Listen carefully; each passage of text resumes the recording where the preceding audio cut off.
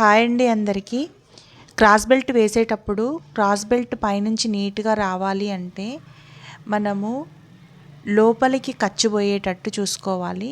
అలాగే దాటుని కొంచెం లోపలికి ఫోల్డ్ చేసుకొని పట్టుకొని మరీ క్రాస్ బెల్ట్ వేయాలి. లేదు అంటే పట్టేసి చెస్ట్ షేప్ అనేది నీట్గా రాదు.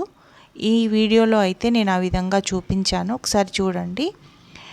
ఇలా క్రాస్ బెల్ట్ని వేసుకోవడం వల్ల క్రాస్ బెల్ట్ ఉల్టా తీస్తే లోపలంగా నీట్గా వస్తుంది, కచ్చ మాత్రం అసలు కనిపించదు. మనం కచ్చ కనబడకుండా కుట్టినందుకు మనకు కస్టమర్స్ డబ్బులు కూడా కొంచెం ఎక్కువనే డిమాండ్ చేసుకోవచ్చు మనము. చూడండి, ఈ విధంగా అయితే కొత్తగా నేర్చుకునే వాళ్ళు ఈ విధంగా అయితే కుట్టడం నేర్చుకోండి. ఒక 20 రూపీస్ 50 రూపీస్ ఎక్స్ట్రా అడిగినా కానీ వాళ్ళు నీట్గా కుడుతున్నాం కాబట్టి ఇస్తారు.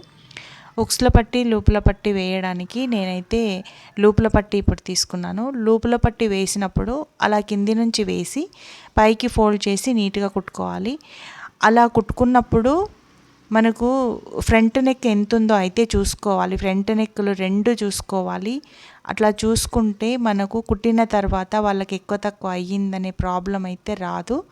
చూడండి, అక్కడ వరకు ఉంది కదా, నేను అక్కడి వరకు మార్కింగ్ వేసుకొని అక్కడి వరకు మాత్రమే ఫోల్డింగ్ చేసుకుంటున్నాను.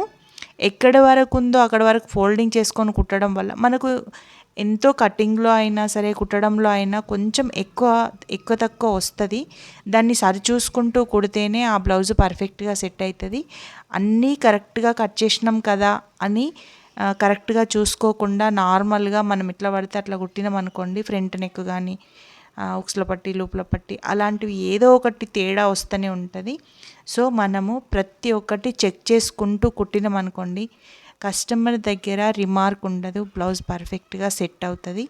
నేనైతే ఈ విధంగానే చేస్తాను, మా వర్కర్స్ తోటి కూడా ఇదే విధంగా చేయిస్తాను.